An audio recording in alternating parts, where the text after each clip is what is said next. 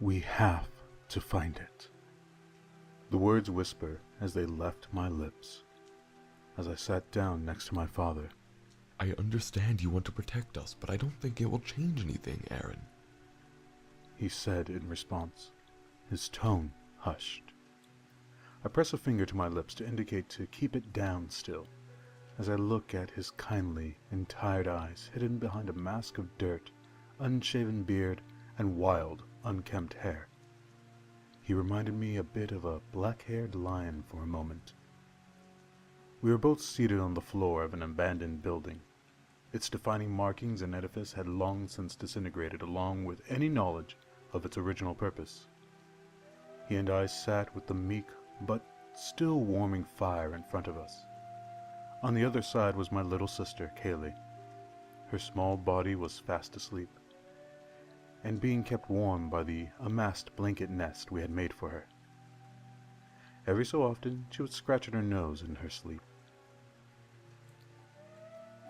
Rain poured down from outside with a steady but light rhythm, giving our night's fire a percussive accompaniment to its crackling.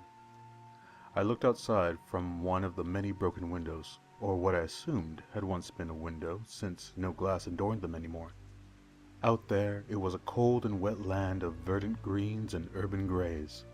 Empty and hollow building upon building jutted in haphazard scatterings across the landscape, while an ocean of trees and green grass connected them all together. And though it was a rainy night, I could see across it all perfectly, from the ever-bright white moon's shining light to the clouds overhead. From here I could see the final member of our little band of survivors, I suppose would be the word. He was our friend and my boyfriend, Darius. Unlike the three of us, sitting around the fire and keeping warm, he sat just on the edge of a sheltering awning outside, dressed warmly and keeping a vigilant watch. Though throughout the entire time we've been wandering, we've seen neither hide nor hair of any other living human being. We had seen animals, but they weren't the cause for a need to be guarded. There was something else hiding in the world that wanted us. I see him catch my eyes, and he half waves at me, and goes back to being our sentinel over this empty world. So much of this world was now empty. Before, it had been so very different. Streets lined with people and cars, airspace filled with helicopters, planes, and clawing talons of skyscrapers, and the whole world was just so loud and cold, emotionless, and loveless. No one gave two shits about each other, rushing from day to day, barreling through each other's lives as if other people didn't exist. Even my own mother treated me and the rest of us that way. And then it all changed. The night it happened, I had been walking down the street, staring at these people who cared nothing of each other passing me by. As I watched one by one, they started to become sparser and sparser. More and more, the bustling street became emptier. I wondered at it, until at last I saw what was causing the dispersal of the crowds. I saw a woman walking forward, a baby bundled in her arms. The child cooed as she smiled down at him and played with his nose with her fingers. A veritable scene of maternal love. And suddenly, as she stepped down the sidewalk, a black ooze shot out from seemingly every crevasse in the ground. Long, wet, and viscous tendrils made a pure jet black color, flailed and thrashed around her. Reaching and grasping, they latched to her and the kid, slowing her progress and slowly tearing away at her. I watched, mouth agape, as the oozing tendrils ripped at their bodies in slivers of crimson and black. Ripped and torn until nothing was left. But what made my blood run cold was not the gory display. It was the fact that she didn't seem to notice at all. She just kept walking as pieces of her were torn away bit by bit. By the time she was nothing more than small chunks of flesh strung together by slivers of bone and muscle. I finally gasped aloud. What was left of her head and face turned my direction, and what was left of her smiled at me. Then she was nothing, and the blackness disappeared into the pavement. I looked around frantically, and not only was this occurring everywhere, people being torn to shreds until they were non-existent, but they all were unaware of the terrible blackness, and of even their own demises. I bolted home, running as fast as I could, doing my absolute best to dodge any obstacle in the way.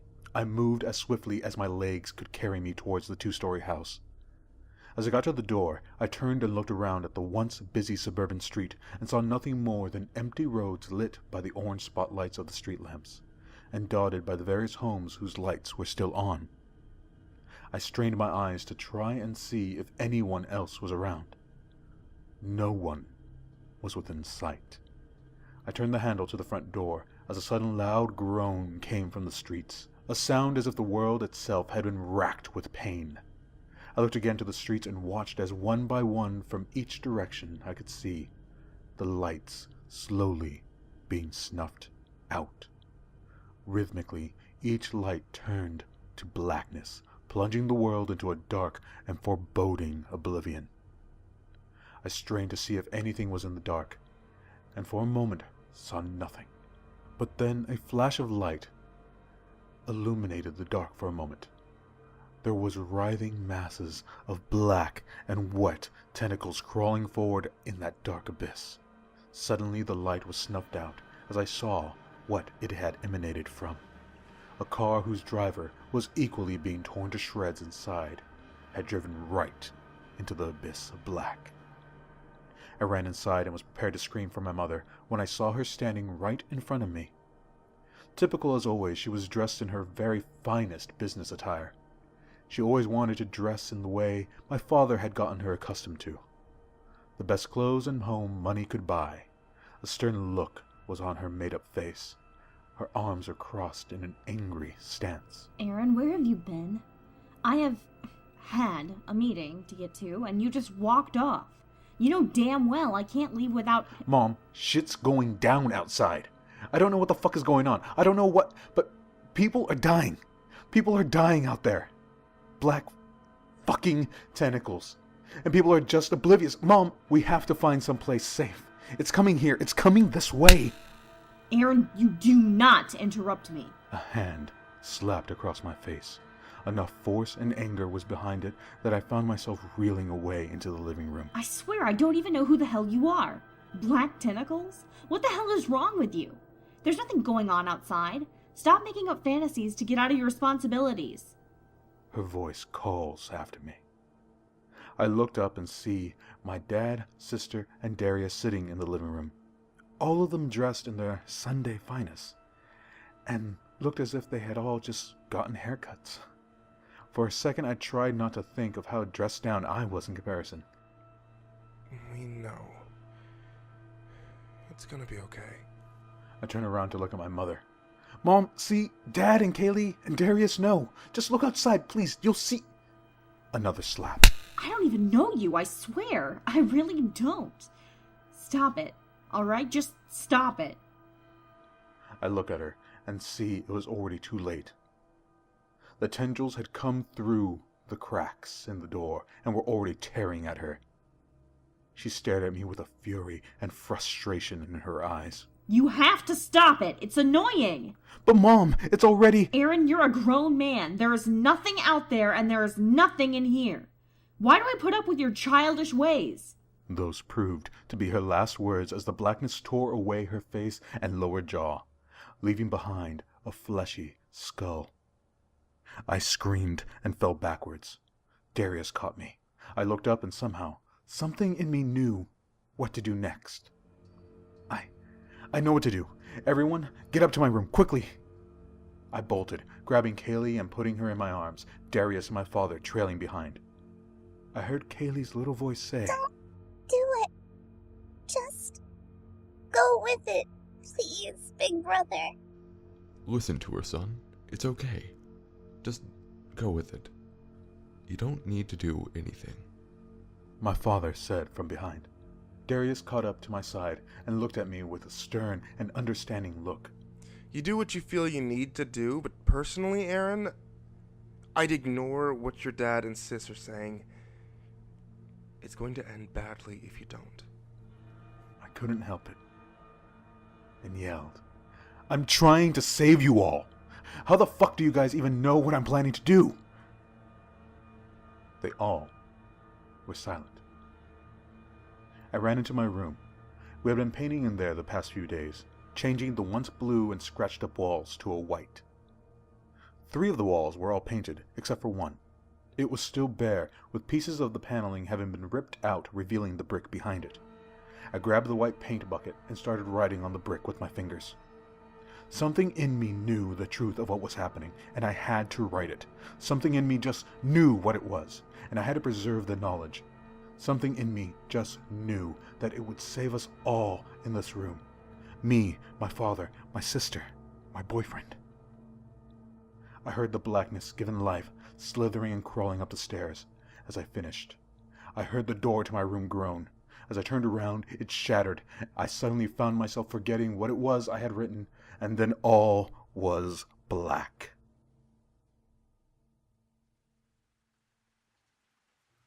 When I woke up again, I found myself on the floor of an abandoned building. My sister, father, and Darius staring down at me as they stood around me. It was night out, and the rain was falling. Time had passed, I could tell that. The 3 of them had lost their nice clothes and were all dressed in warm but dirty ones. My father and Darius had grown quite impressive beards, while my little sister's once short hair was now a tangled mane. How long have I been out? I asked weakly. A long time. Try not to dwell on it. But if you look outside... My father began. A lot of things have changed. Darius finished for him. I slowly picked myself up and walked towards a window. A long time, Said my little sister from behind me as she walked over and grabbed my hand. We both looked out and saw what we'd been looking at since then. The urban decay and reclamation of the earth. Empty shells of civilization now filled with the natural world's flora and fauna. We had seen from time to time animals big and small, mostly deer, squirrels, and various insects and arachnids, but never, ever another human. What further cultivated the strange, new, yet familiar environment was the sky. Never again did we see the sun or a clear sky. The luminous white moon shone always, hour after hour, day after day, month after month. The rain never stopped falling either, though it would fluctuate from steady to torrential downpours to such a light drizzle it would be mistaken for mist rather than rain. It never let up, and it had been that way since then. The only 4 humans alive as far as I was concerned, walking alone in the verdant apocalypse under the watchful moon and the sky's weeping clouds. We scavenged, we passed the time, we hunted, and we played. Not once did we go wanting for food or for shelter. Rarely did we ever feel threatened or scared walking in this world alone, and when we confronted those fears of the sounds in the dark, it was always something simple, such as wind, or rain, or a startled animal. We had lost civilization, but in truth, we had found a twilight paradise here. Not once did I feel lonely or sad. I had my father to talk to and comfort me with his wisdom and paternal love, my sister to play with and for me to teach her things, and Darius to love. Every day I felt as much joy and happiness in our little surviving family than I did before this mass destruction. From the genocide of humanity came my greatest joy. And then there it was, the undoing of all of it. At some point during the most torrential of rainfalls, for the first time, lightning shot through the sky. It terrified us all at first, as if it was the first true disturbance we had encountered in. however long we'd been traveling. It scarred the night sky, illuminating the clouds. A single stroke at first, followed some time later by the roaring thunder. Then another, and another, and another, and it went on for what seemed like hours. My sister was terrified, and frantically climbed me and wrapped her arms around my neck, crying and screaming. Make it stop! Make it stop! I don't like it! I don't like... My father behind me said in a stern but still comforting voice, Don't worry, Aaron. We're still here. I thought to myself, why on earth are you telling me this? It's Kaylee who needs the comforting. And just as that thought had entered my mind, a racking pain shot through me. My entire head felt like it was on fire, and I couldn't keep myself from screaming in pain. Darius quickly was to my side, hugging me close and putting Kaylee between us. We've got you. We've got you. We've got you. We've got you. I heard him say, in the most soothing voice I'd ever heard him speak. My father wrapped his arms around all of us from the opposite side, and as suddenly as the pain had arisen, so too did the pain subside by their comforting. I blinked away the tears the pain had caused me and looked around. Nothing had truly changed, save for our fire had died out. I sighed in relief, and we all four sat back down, relighting the fire and gathering around it for warmth. But that relief would not last long. Some time later, as we traveled again, I spotted out in the distance something that made me cry out almost instantly in shock and fear and sorrow. Off on the horizon, I saw them slide and flail to and fro, reaching out and grasping at anything in its vicinity. Buildings, animals, trees, and other vegetation were being torn and ripped to shreds. In a terrible, obliterating homecoming, the slithering, undulating, and wretched mass of disintegrating tentacles had returned. Save for now, instead of pitch blackness, they were the purest white. The same white as the lightning. And instead of only assaulting the living things and structures, the very places they lashed and whipped at left nothing more than a white, ominous scar. As if somehow I knew they were tearing a rip right into the fabric of reality. Fear gripped me, and I knew I had to protect us all again. One more time, but I couldn't remember what it was I had done in my room so long ago. And so I urged and begged my father, sister, and Darius to help me, to lead me back home, back to my room that we had abandoned so long ago, in hopes that what I had written was still there, and that I could replicate it and save us again. It won't change anything. My father said sadly. I don't want to go back there. Please don't make me go back there, big brother. My sister cried. You have to do what you think is best, Aaron. It's gonna be painful, but I'll lead you back if you really want to do this. Darius's voice was saddened, but resolute. And so, we began to travel back, running as long as we could before we were too tired to. Once our legs began to give out, we would find shelter and pray the white would not catch up to us and void our existence. I was brought back again to the present campfire, pulled out of the memory that dragged us here as the fire let out a loud crackle. I looked back at my father and sister, and smiled as best I could. Kaylee was awake and my father was playing a game of I Spy with her. I smiled for a moment. I forgot the terrible thing looming on the horizon. I looked back to Darius, and he was still standing guard. He was looking towards me, and I was about to tell him to come back to the fire when he raised his hand to the sky, pointing. I looked up and saw lightning crackling across the clouds. I felt the pain welling up in my temples. The flash and crack and the booming, rolling thunder came, bringing with it the shuddering, excruciating pain. I fell to my knees and screamed aloud. The three were to me again, the two men with their hands on my back. When I opened my eyes again, My little sister was in front of me.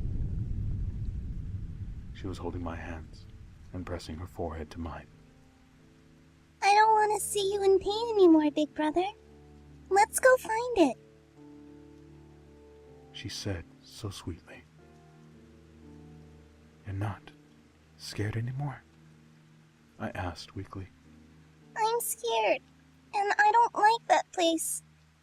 But I don't like you hurt. She responded. She'd rather suffer her own fears than to see her brother in pain. My father said proudly. I was about to say something in thanks when Darius cut me off. We have to get going. Now. He raised a finger to the horizon. There, the white crawling mass had grown larger and was moving at a much more accelerated pace than before. It would be on us soon if we didn't start running. A sound roared from it like the screams of 1,000 people rising in anger and frustration. Hatred was in that sound, and it felt so familiar. I can't run that fast. Kaylee began, hopelessness in her voice. I'll carry Kaylee. We all go together, or not at all. Darius said. We all go together, or not at all. You're sure this is what you want, son? My father repeated. Yes, I said quietly. Then move your ass. And we started running. Darius led the way as we barreled through empty fields and crumbling buildings, fear and determination driving our exodus towards my old home. And though on the surface I wondered if it was actually still there, considering the state of the other buildings, something in me knew full well it would be there. Behind us, the monstrosity raged and flailed, ripping apart buildings and tree and animal and earth. Where it moved through, nothing was left but blinding white. Even the sky and horizon were blotted out by the vacant white. And we ran and ran. I don't know how long we moved for. It seemed as if we could never tire, and the lack of day or movement of the moon gave us no indication of the passage of time. But then finally, we were there. At the lead of Darius, upon a hill, standing solitarily on the precipice, was the ruins of my home. It was unlike the rest of the abandoned buildings in that, instead of being gray and blank, it was specific, and it had color. Where there was no identifying marks on the other buildings, this single one withstood it all, with each bit of its distinguishing features still present. But the color and features were not exactly the same. They were brown and black. The wood and brick were rotted and wet. Tiny black pits were in the outside walls and clusters that oozed and regurgitated a pitch, viscous substance. It stood out as a rotted tooth from the ground in all its vileness. I started to walk up to it slowly, the three trailing behind me. My little sister, I remember, was crying softly, as if we walked towards our doom. As we got to the door, I turned around and was hit with an immense sense of déjà vu. The white, slithering mass was surrounding us, encroaching and moving at a steady, rhythmic pace, like a heartbeat. Each throb of the mass making it get closer, and each throb giving me an uneasy and dizzying feeling. I pushed my way through the door, giving no care to the wet and soft wood. Entering inside, the three followed in. The interior of the house had not fared any better than the outside.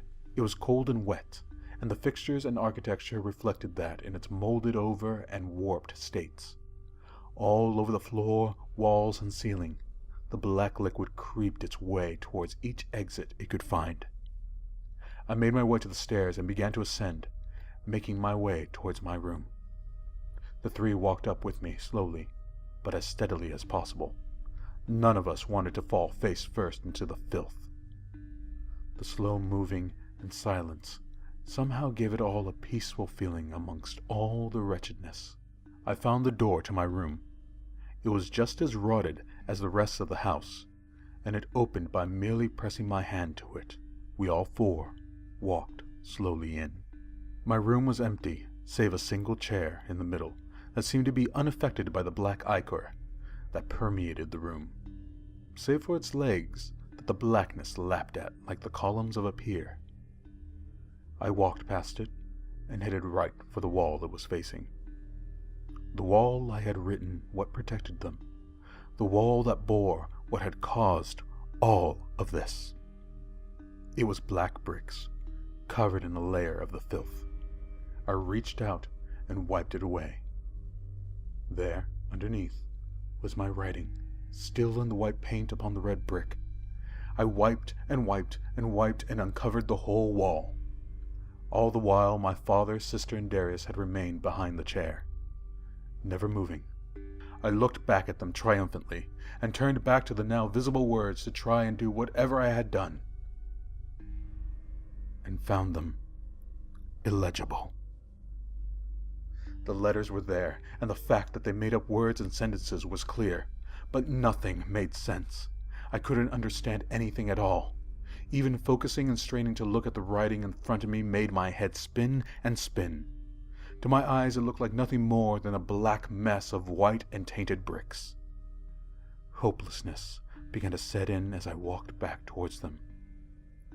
Downstairs I heard the groan and thrumming of the white destroyer pressing against the door. I'm sorry.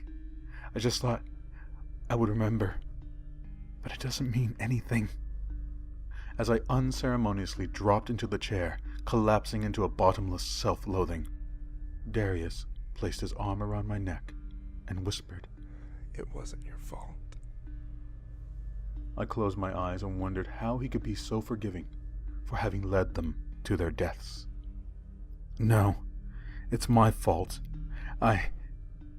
My eyes opened to look up at him, and found not him, nor my father, or my sister standing beside me, but instead an almost empty room with a blinding white, buzzing light overhead.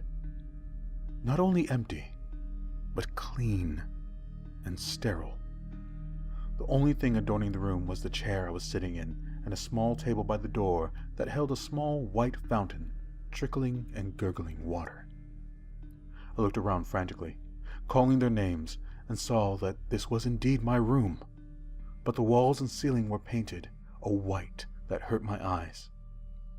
The floor had been replaced from the thick blackness to white tiles.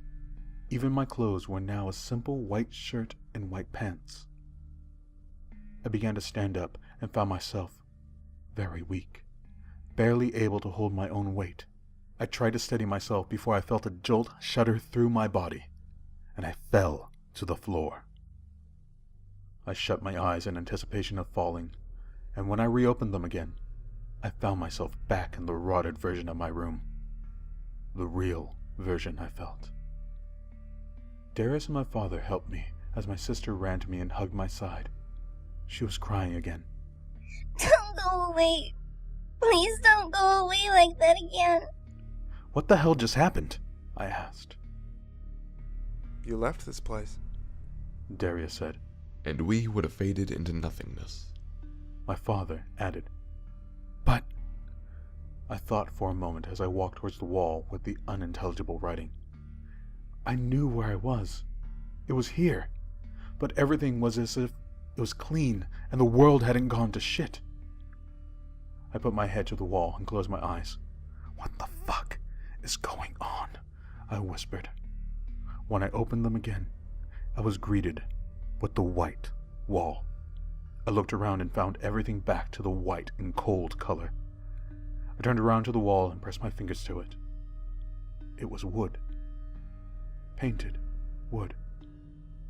If this was my room, perhaps here is the same writing. Maybe there was a chance. I reached over and grabbed the chair, and with what little strength I had, slammed it with all my might against the wood panel. It cracked the chair and tore a hole in the wall. I dropped the broken shards of the chair and walked to the hole I had made and put my fingers to it. Tearing at it, I pulled away a piece large enough for a light to illuminate the other side. And there it was, my writing, white writing on the red bricks that had not been painted over, just covered. I could make out the first two hastily scrawled words. Aaron, if you are reading this... What the fuck? I said. You selfish brat. All this time, and the first things you do are break things and use foul language in my presence. The voice was angry, cruel, and familiar. I turned around and saw my mother standing there, dressed as she always was, in business attire and severe makeup. Mom, what's going on? You insufferable child! Look at what you did to my wall. It was bad enough that you had to graffiti the brick with your idiotic self-loathing. Now you have to tear through my nice wood paneling. She screamed. Mom, I don't understand what's going on. Within a split second, she closed the gap between us and struck me in the face. No, you don't.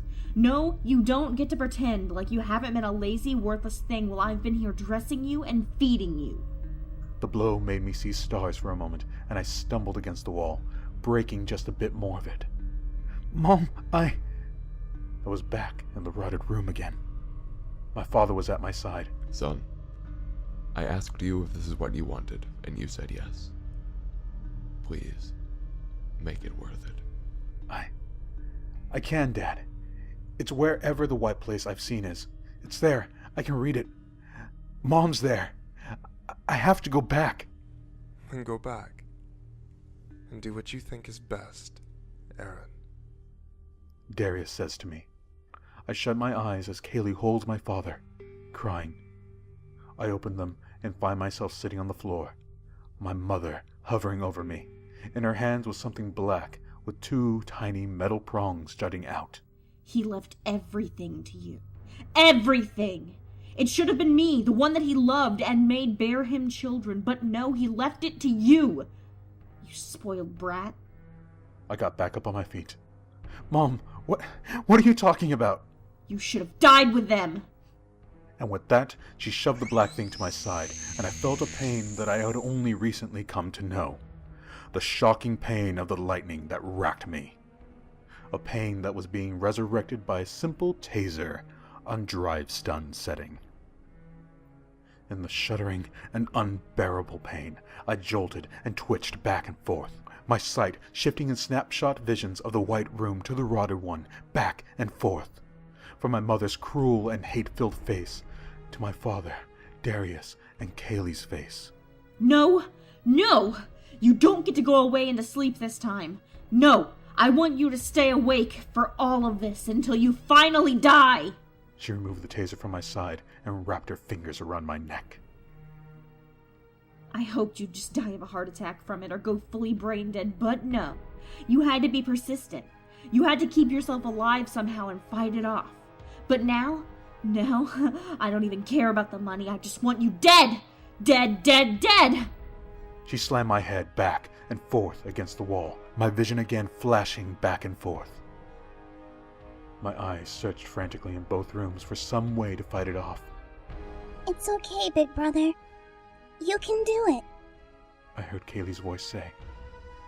I looked for her and saw her, sitting at my side, pointing downwards. My vision went back to the white room, and there was the taser on the ground.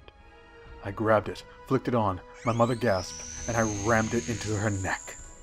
We both jolted and twitched from the shock. She let go and fell to the side, shuddering and shuddering over and over again, wailing in pain.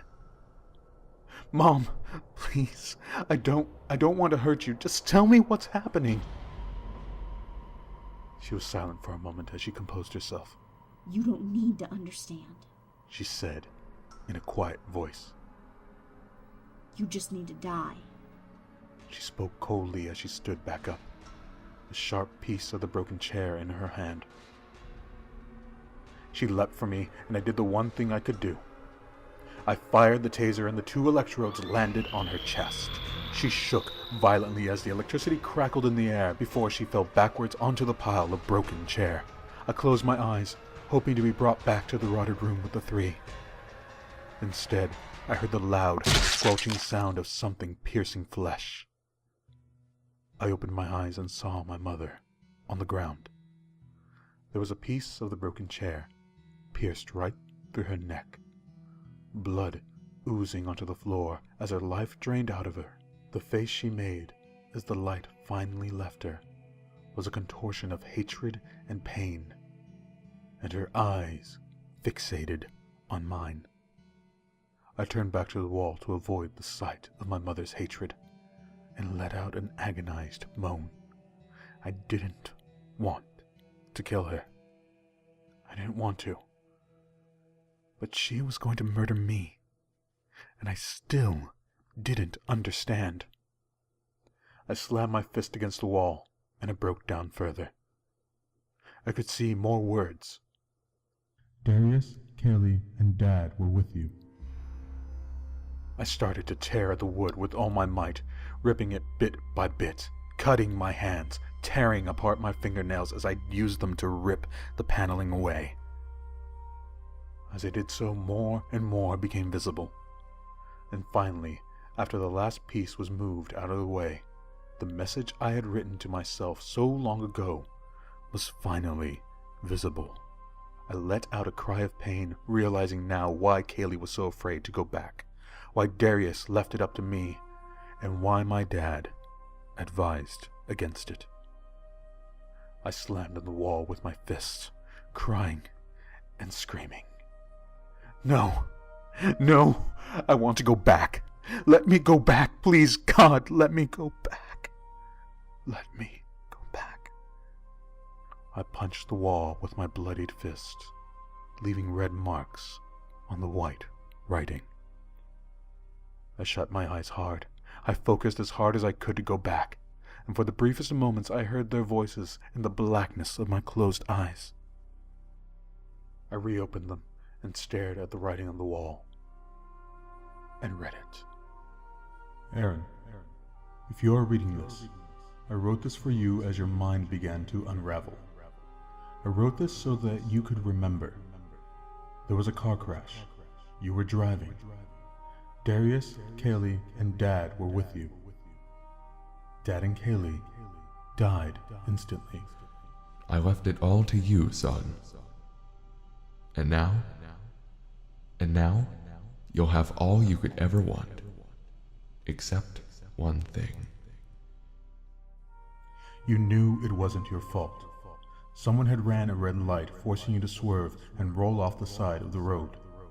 But your guilt over being the driver was way too much for you to handle. Darius died after you pulled him from the wreckage. He told you what you refused to admit. It wasn't your fault, Aaron. You wouldn't admit that. But you know, you're not trapped here anymore. You're free. Mom did her best to make you feel guilty.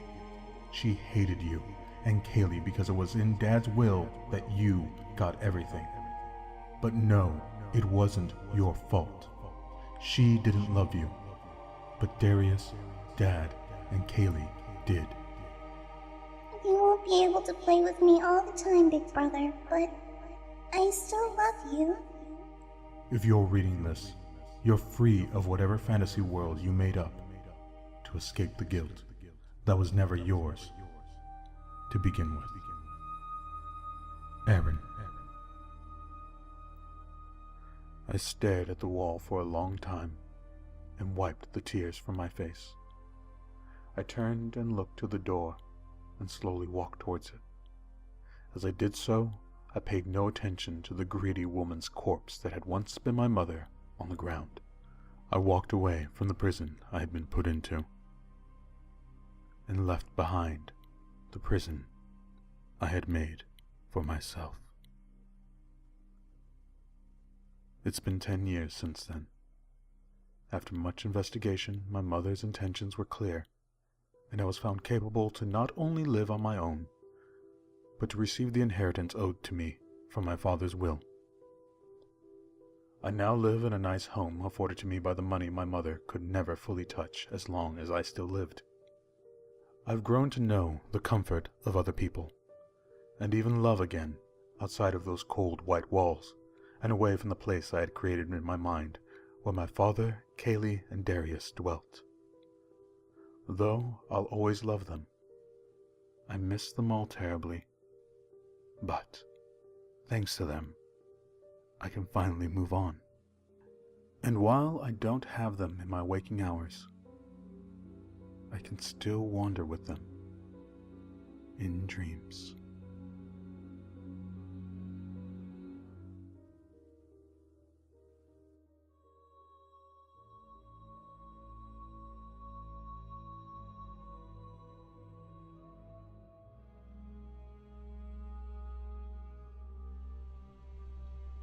Son, I love you. Aaron, tell me about the new guy. I'm happy that you're finally dating again, but I want to approve of him. Not now. I've got something more important to do.